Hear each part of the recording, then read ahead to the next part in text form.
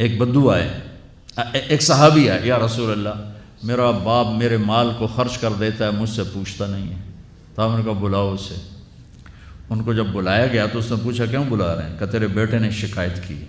تو ان کو اتنا دکھ ہوا، انہوں نے چند اشعار پڑھے دل ہی دل میں، زبان پہ نہیں، دل ہی دل میں،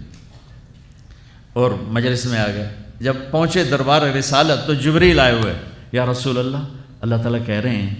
اس کا مسئلہ بعد میں سنیں، اس سے کہیں وہ شعر سنا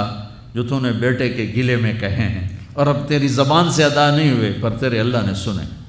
تو آپ نے اس سے فرمایا اچھا بھائی تیری گل تو میں بعد سنوں گا، تو پہلے میں نے شعر سنا۔ انہوں نے کہا اشہد انک رسول اللہ، میں گواہی دیتا ہوں آپ اللہ کے رسول ہیں۔ یا رسول اللہ میں نے دکھ میں چند اشعار زبان سے نہیں دل ہی دل میں دہرائے تھے، اور آپ کے رب نے عرشوں پہ سنا، واقعی آپ کا رب بھی سچا اور آپ بھی سچے۔ آپ نے کہا کیا کہا تھا؟ غدوت مولودا ومنتق یافعا تعل بما اجنی علیک وتنہل واذا ذاقتک بالسقم لم ابت لسقمک الا ساہرا اتململ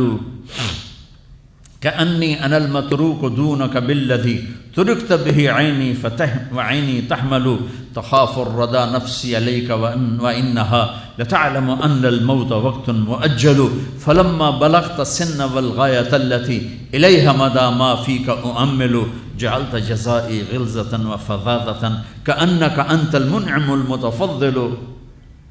فإن لم تر حق ابوبتی فعلت كما الجار المجاور يفعل۔ میرے نبی کے ٹپ ٹپ آنسو۔ کہا میرے بیٹے جس دن تو پیدا ہوا ہم نے اس دن اپنی ذات کے لیے جینا چھوڑ دیا،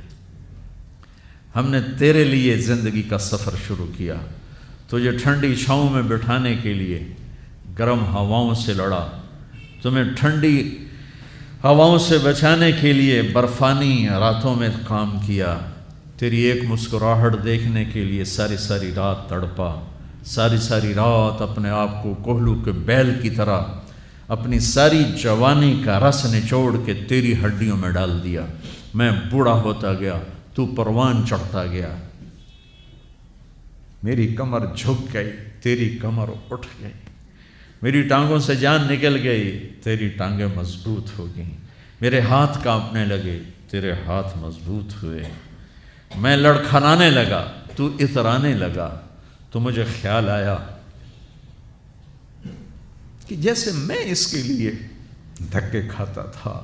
اس کی زندگی کی دعائیں مانگتا تھا، اس کے لیے تڑپتا تھا، چلو آج میرا یہ سہارا بنے گا۔ لیکن جب تجھ میں جوانی کی لہر دوڑی اور مجھے بڑھاپے نے کھا لیا، جب جوانی میں تجھ میں رنگ بھرا اور بڑھاپے نے میرے رنگ چھین لیے، جب جوانی تجھے سیدھا کیا بڑھاپے نے مجھے ٹیڑھا کر دیا، کمر جھکا دی، تو ایک دم تو مجھے ایسے گھور کے دیکھنے لگا، تیری آنکھیں ماتھے پہ چڑھ گئیں اور تو مجھے یوں دیکھنے لگا جیسے میں نوکر ہوں، تو باپ، تو مالک۔ تو میں نے اپنی 30 سالہ زندگی کو جھٹلا دیا کہ ہاں میں باپ نہیں ہوں، میں نوکر ہوں، یہ میرا سردار ہے، اگر یہ بیٹا ہوتا تو یوں تو نہ کرتا۔